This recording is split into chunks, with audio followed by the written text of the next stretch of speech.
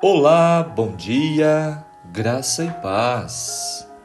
Neste momento, convido você para juntos ouvirmos a voz de Deus através das Santas Escrituras, através da Palavra de Deus. Vamos ao nosso encontro diário com o nosso Criador através de nosso projeto Jornada Bíblica Despertar com Deus. Hoje vamos estudar o capítulo 43 de Gênesis, que nos traz o tema José reencontra os irmãos. Mais um capítulo lindo, mais um capítulo emocionante nesta história marcante de José e seus irmãos. Gênesis 43 continua a história de José e seus irmãos, quando eles voltaram ao Egito para comprar mais grãos. Este capítulo é um poderoso lembrete da importância da confiança e da fé em nosso relacionamento com Deus e com os outros. Os testes de José com seus irmãos não eram apenas uma forma de determinar a lealdade, mas também uma forma de construir confiança e fé em seu relacionamento com Ele. Este capítulo nos desafia a considerar como podemos construir confiança e fé em nossos relacionamentos e como podemos confiar no plano e na providência de Deus, mesmo quando as coisas parecem incertas ou até mesmo muito difíceis. Então vamos aos detalhes, aos comentários dos versículos. Este capítulo contém 34 versículos e lembrando que é muito importante que você faça primeiro a leitura completa do capítulo na sua Bíblia e depois juntos vamos aos detalhes importantes que o capítulo nos traz.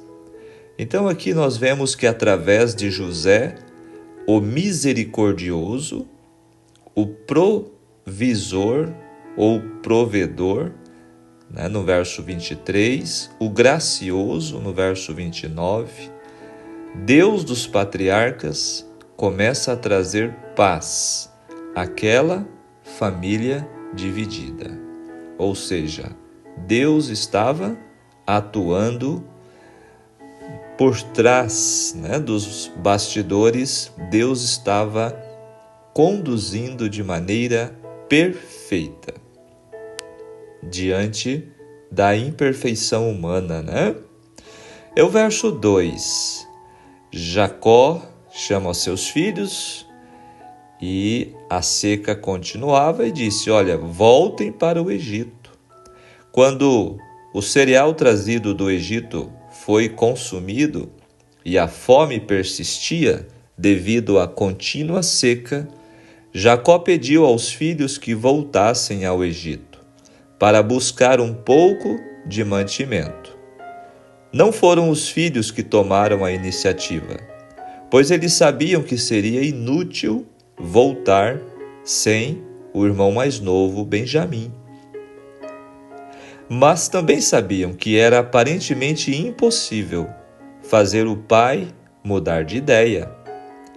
Judá, o quarto filho, tornando-se o porta-voz dos outros, disse com firmeza que eles não iriam a menos que Benjamim fosse com eles, uma vez que o governante egípcio, que ainda eles não sabiam que era José, havia declarado solenemente que não veriam sua face sem a presença do irmão mais novo.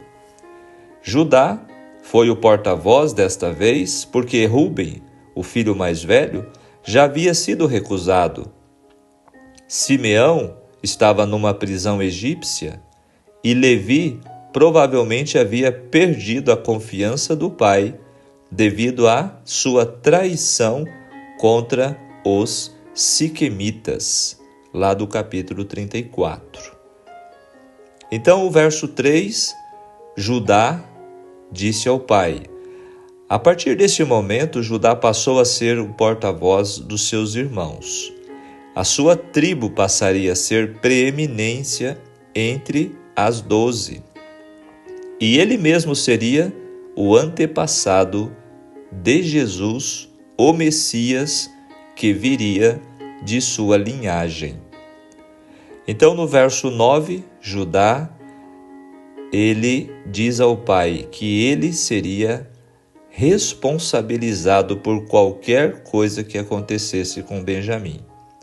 Inclusive, Judá oferece a si mesmo como fiador da segurança de Benjamim. Ele realmente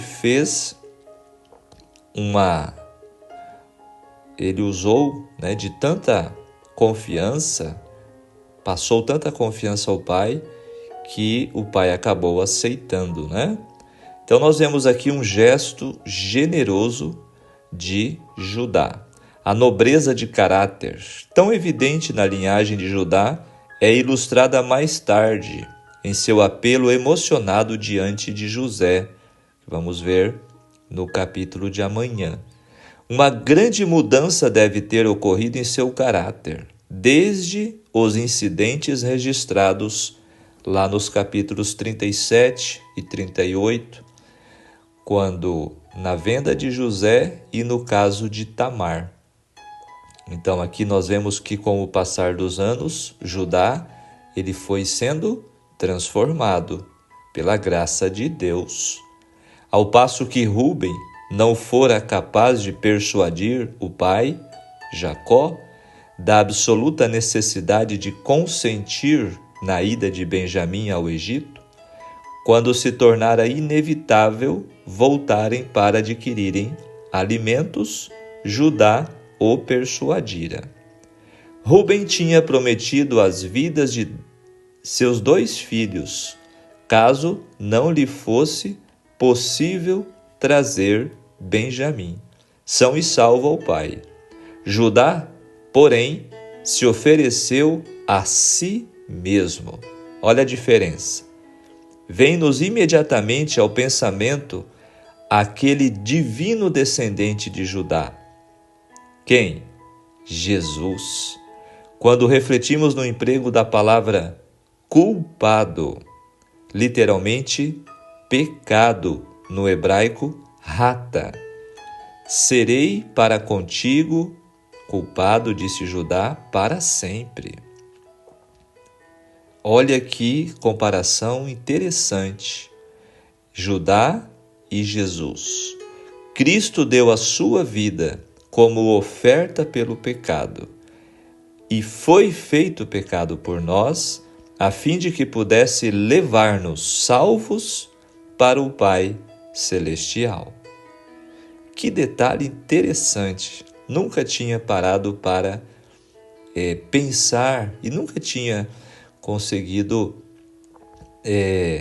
entender, e alcançar essa compreensão bem interessante desta proposta de Judá, comparada então aqui com o que Jesus fez por nós. Verso 14, Todo-Poderoso, Jacó, agora convencido de que não tinha outra saída, ele recorre à proteção de El Shaddai, ou seja, o Deus Todo-Poderoso. Jacó resigna-se com relutância ante o fato inegável traçado pela soberania de Deus. Se Benjamim não fosse, toda a família ficaria sujeita a perecer de fome. Mas, indo, caso não voltasse com vida, pouco lhe conviria viver. Não obstante, o Senhor vive para sempre. A Jacó só resta descansar no Senhor a sua confiança. E ele disse: se eu perder os filhos, Embora Jacó tivesse fé na proteção divina, logo na declaração seguinte ele revela incerteza quanto a Deus abençoar seus filhos pecadores. Eles eram imprevisíveis e podiam arranjar problemas, mesmo onde não havia razões para tal.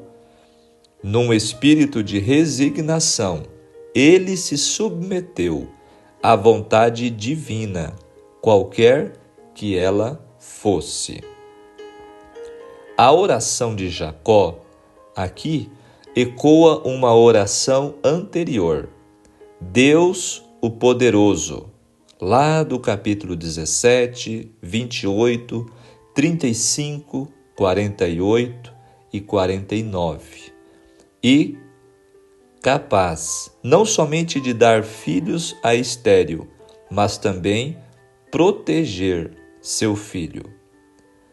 Agora, dos versos 15 ao 23, encontramos que na chegada de Benjamim ao Egito, José o reconhece e prepara uma festa, um banquete.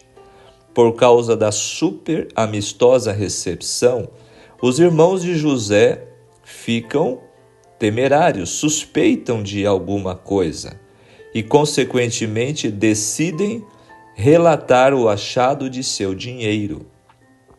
Eles passam pelo teste anterior e relatam ao mordomo de José o incidente com o dinheiro devolvido. Verso 23, o mordomo, ele diz: não se preocupem, fiquem tranquilos, o vosso dinheiro chegou até mim. O mordomo, aparentemente a par dos planos de José, acalmou-os com a certeza de que o dinheiro chegara até ele e que a reaparição do dinheiro deles devia ser explicada como um ato de Deus. Como para banir-lhes todos os temores, trouxe Simeão até eles e, com verdadeira cortesia oriental, tratou-os como convidados, dando-lhes água para lavarem os pés e alimento, ração para os animais.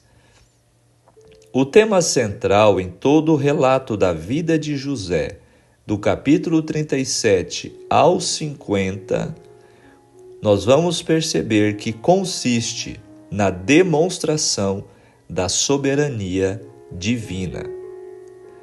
Os versos 24 e 25, José dá a eles, aos irmãos, a tradicional saudação oriental, que inclui lavar os pés, prover comida para os animais e a troca de presentes.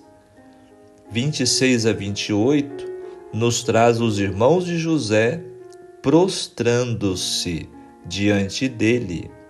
O que isso faz lembrar? Faz lembrar dos sonhos antigos, lá na juventude de José. Se lembram? Quando José foi falar aos seus irmãos do sonho, é repetida para mostrar como os sonhos de José se cumpriram profeticamente. Versos 26 a 29, um importante diálogo entre José e seus irmãos, que não suspeitavam de nada. Tocado pelas boas novas a respeito de seu bem-amado pai e pelo encontro com Benjamim, José teve que se retirar para chorar e se moveu no íntimo. A mesma expressão é utilizada para descrever os sentimentos de uma mãe por um filho moribundo. No verso 29, Deus te conceda graça. José reservou uma saudação especial para o seu amado e verdadeiro irmão Benjamim. Agora o verso 30, porque se movera no seu íntimo. Esta foi a segunda vez em que José foi dominado pela emoção. A primeira foi quando seus irmãos falavam entre si sobre sua crueldade para com ele. Agora foi a presença de seu próprio irmão, que ele não via há longos 22 anos, que despertou suas emoções. Então suas entranhas se comoveram. Uma vez que desejava testar a atitude dos irmãos com relação a Benjamim, ainda não estava pronto para se dar a conhecer. E então José se retirou apressadamente, com receio de não ser capaz de prosseguir com o seu plano até o fim. Durante a refeição, quando o esperado era conversar livremente, José teria uma excelente oportunidade para observar a atitude deles. Recompondo-se, lavou o rosto, voltou para onde estavam os irmãos e ordenou que a refeição fosse servida. Versos 33 e 34. A ordem dos assentos dos irmãos deveria dar a eles uma pista da identidade de José. Apesar de Benjamim receber porções 5 vezes maior que a de seus irmãos, nenhuma inveja foi notada. Olha aqui o teste de José funcionando, satisfazendo, portanto, mais uma vez outro teste. A aversão dos egípcios em comer com estrangeiros, conforme é apresentado aqui no verso 32, é bem conhecida de fontes clássicas. Outra abominação aos egípcios envolvia o pastoreio. Interessante, né? Os egípcios tinham essa cultura contra estrangeiros e contra os pastores de rebanhos. Cananitas eram considerados bárbaros e incivilizados. Os antigos egípcios sempre eram rigorosos no assunto de associação com estrangeiros. Consideravam-se uma classe mais elevada de seres humanos. Você sabia disso? Autodenominavam-se pessoas, enquanto que os outros eram mais ou menos bárbaros ou criaturas intermediárias entre eles e o reino animal. Olha a consideração dos egípcios por outras pessoas, por outras nações. A aversão aos estrangeiros se revelava notavelmente no contexto da alimentação. Os hebreus, por exemplo, abatiam e comiam animais considerados pelos egípcios como sagrados.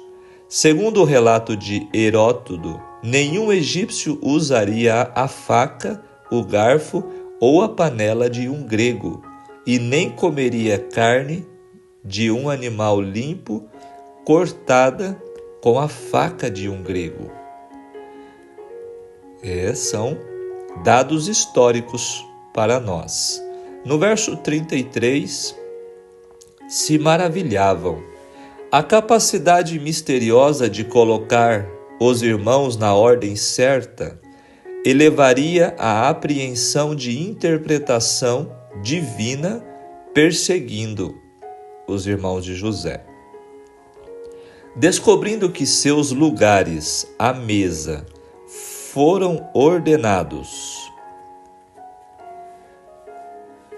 de acordo com a idade de cada um, eles olharam uns para os outros espantados, convencidos de que esse augusto dignitário, ou seja, o governador, que eles ainda não sabiam que se tratava de José, havia sido avisado de maneira sobrenatural sobre a idade deles.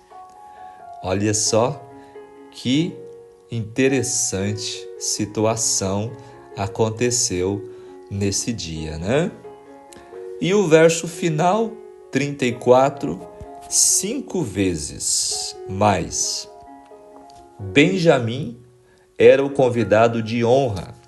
José procurou testar seus irmãos para descobrir o verdadeiro sentimento deles para com Benjamim, e assim para consigo mesmo.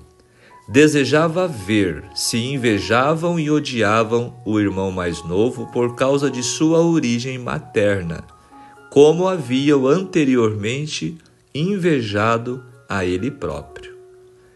Seu comportamento, beberam e se regalaram com ele, indicou que seu arrependimento fora genuíno, ou seja, o arrependimento dos irmãos de José, culpados daquela terrível tragédia na vida de José.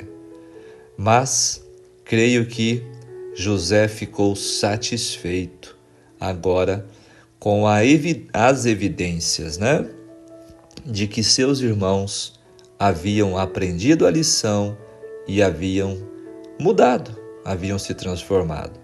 Sabe, queridos, essa história, ela me traz muitas lições, mas assim é que ficou bem visível em minha mente, é algo muito interessante e importante. É a possibilidade de mudança em nosso caráter, proporcionado unicamente pela graça de Deus no nosso coração. Muitas pessoas dizem assim: olha, eu sou assim, esse é o meu jeito, e não tem história, não tem mudança, eu sou assim e vou morrer assim. Já ouviu alguém falar assim? Desse jeito? Eu já. Mas essa história, este estudo, estes capítulos estão nos mostrando que, sim, com a graça de Deus, o poder transformador do Espírito Santo em nossa vida, em nossa mente e coração, é possível mudar para melhor. Agora, sem Deus, só para pior. Com certeza. Vamos ver o que diz o Espírito de profecia agora, dentro do capítulo de hoje. Os irmãos de José voltam ao Egito. Mas a seca continuou, e com o correr do tempo, o suprimento de trigo que fora trazido do Egito estava quase esgotado. Os filhos de Jacó bem sabiam que seria em vão voltar ao Egito sem Benjamim. Tinham pouca esperança de mudar a resolução de seu pai e aguardavam o desenlace daquilo em silêncio. Cada vez mais negra se tornava a sombra da fome que se aproximava.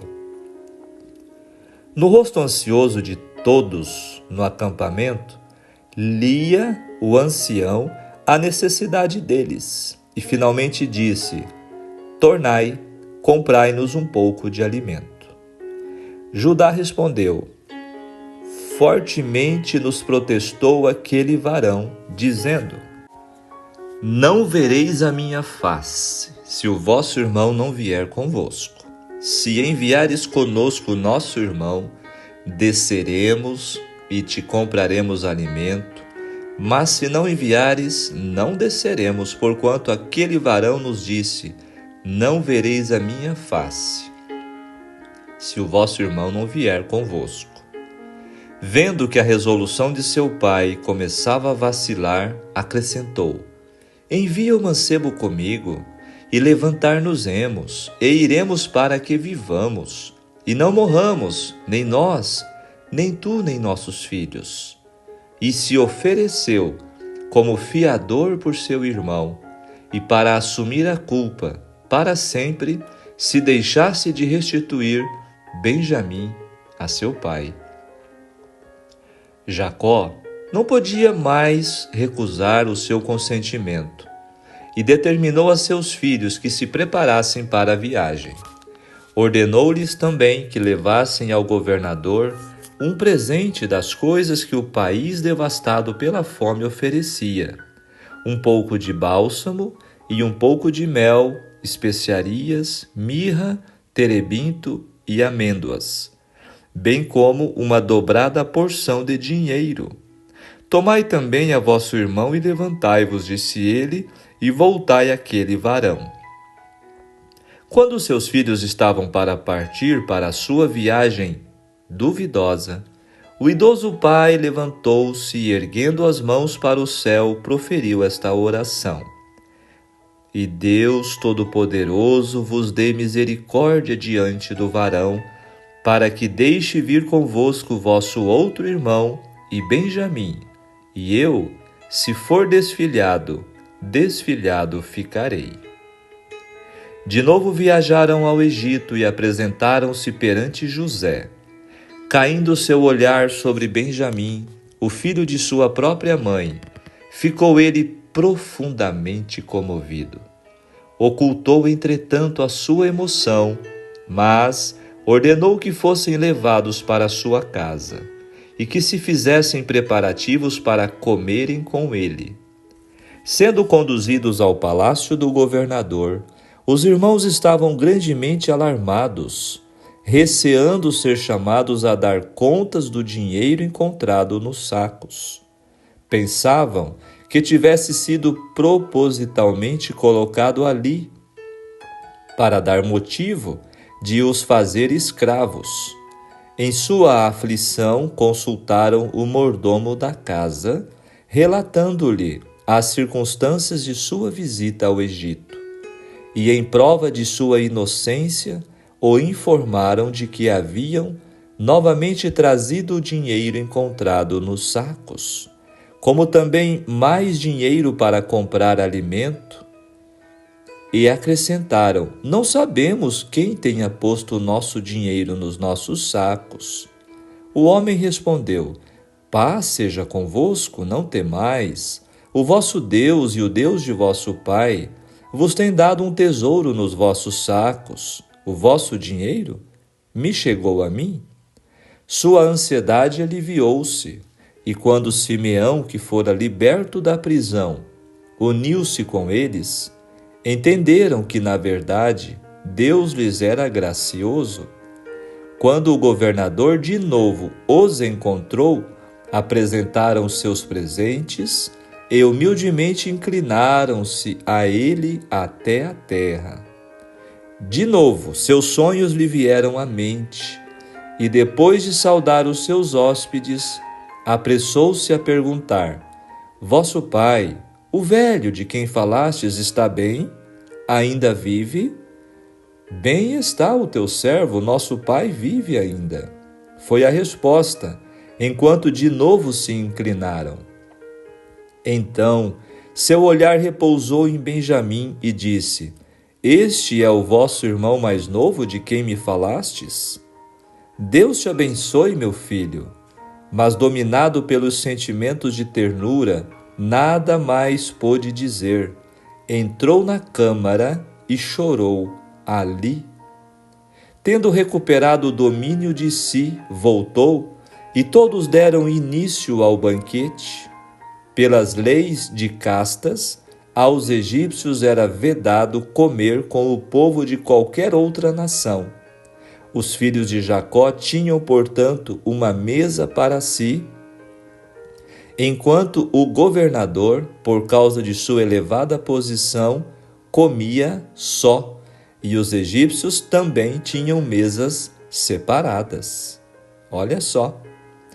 Quando todos estavam sentados, os irmãos ficaram surpresos por ver que estavam dispostos na ordem exata, segundo suas idades.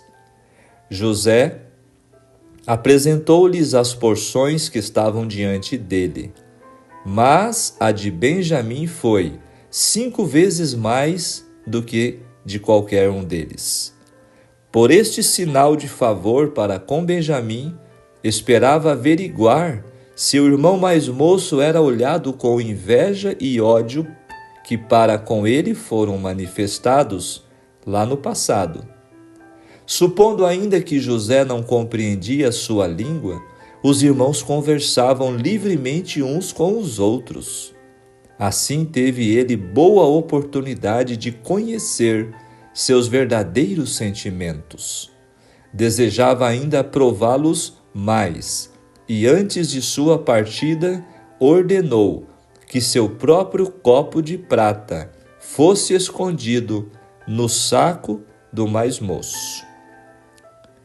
Livro Patriarcas e Profetas, a partir da página 227, encontra-se este texto. Queridos, que história emocionante, né? E que sabedoria de José ao fazer estes testes com seus irmãos para ver se havia alguma mudança, né? Realmente muito lindo esta história. E aqui nós então encontramos lições preciosas. Encontramos que o segredo da vida é entender que onde Deus é tudo, o ego é nada. Que Deus nos ensine que nossas opiniões e palavras, sentimentos com respeito aos outros, homens, são o teste de Deus, de nossa humildade diante dele. E que é o único poder que nos capacita a ser sempre humildes com os outros, com os homens. Nossa humildade tem de ser a vida de Cristo, o Cordeiro de Deus, dentro de nós. A submissão a Deus leva os indivíduos a desfrutar dos mistérios de suas provisões. Desta forma, esta história nos ensina que o que era um caos e confusão foi visto por Deus como providência em sua universidade de ensinar os homens. Não é mesmo? Percebam todo o contexto desta história, né? José sendo vendido, maltratado, se tornando escravo, depois sendo preso. Agora os irmãos e o pai passando aperto, fome. Tudo parecia um caos. Jacó pensava que José já era morto.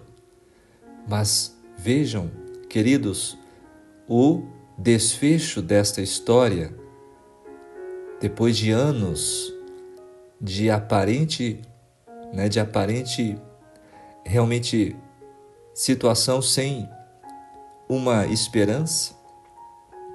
Queridos, também para nossa reflexão, nós precisamos aprender que quando somos feridos, cada um de nós possui uma reação diferente. A depender das circunstâncias, o nosso coração é direcionado para a constante recordação da dor. Contudo, preste bem atenção, existem 2 remédios ou 2 antídotos que Deus usa a fim de oferecer cura ao coração machucado: a distância e o tempo. Os longos anos, nessa história de José, nós vamos perceber que os longos anos de separação foram sarando em José a ferida causada pela violência e desprezo de seus irmãos. Nem sempre conseguimos ficar distantes de quem nos machuca, mas podemos sim evitar os confrontos e estabelecer um espaço seguro onde estejamos protegidos não só das lembranças dolorosas, mas também do perigo de prorrogar e intensificar sentimentos que nos machucam ainda mais. Podemos e devemos exercitar o perdão para com todos, mas o Senhor que sonda os corações conhece qual seja exatamente a forma de nos conduzir a isso e respeita a nossa individualidade.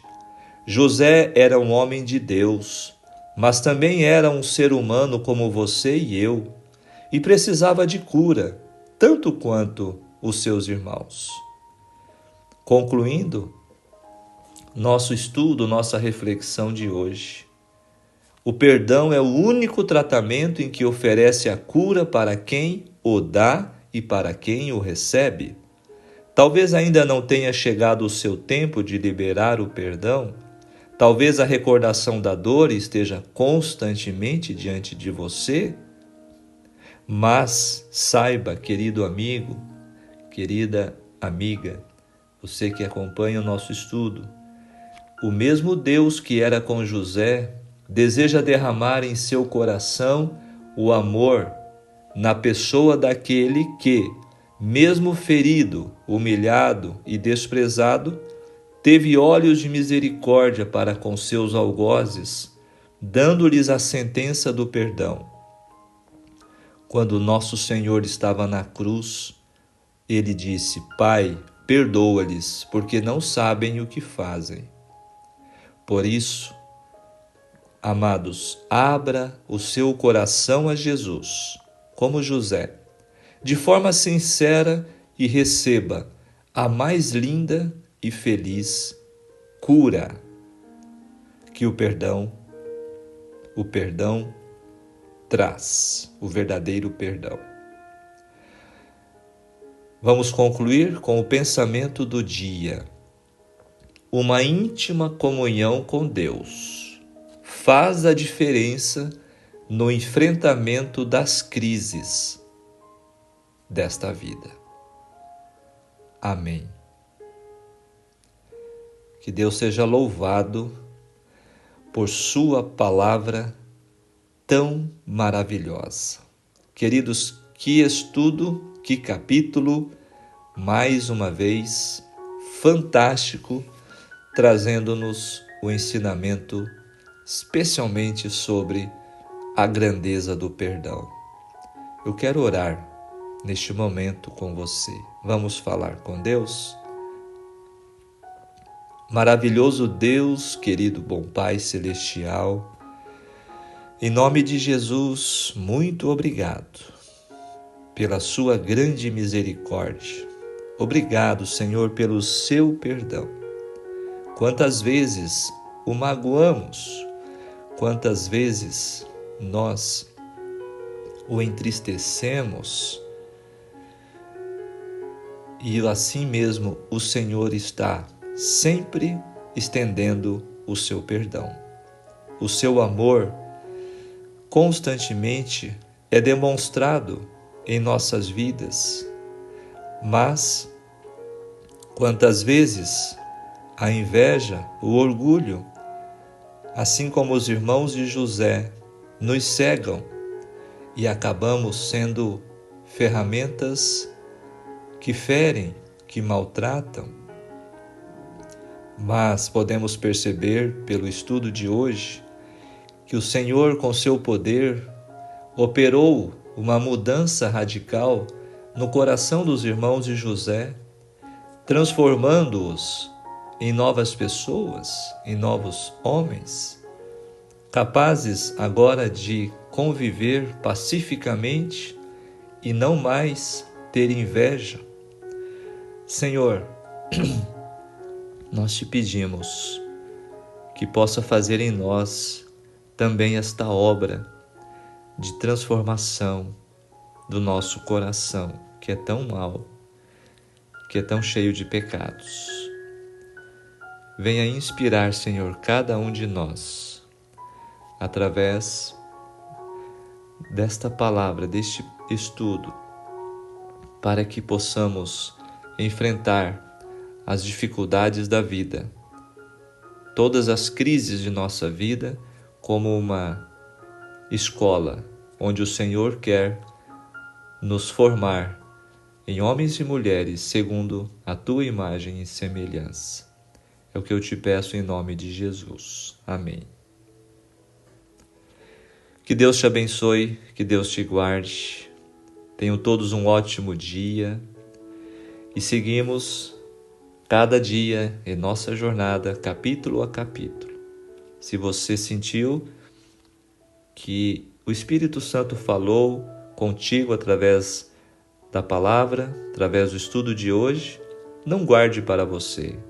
Compartilhe, explique às pessoas, olha, é um estudo um pouco longo, mas ele é profundo, porque vamos buscar extrair todas as preciosas joias que a Palavra de Deus nos traz quando estudamos de maneira mais detalhada e profunda. Tenham todos um ótimo dia.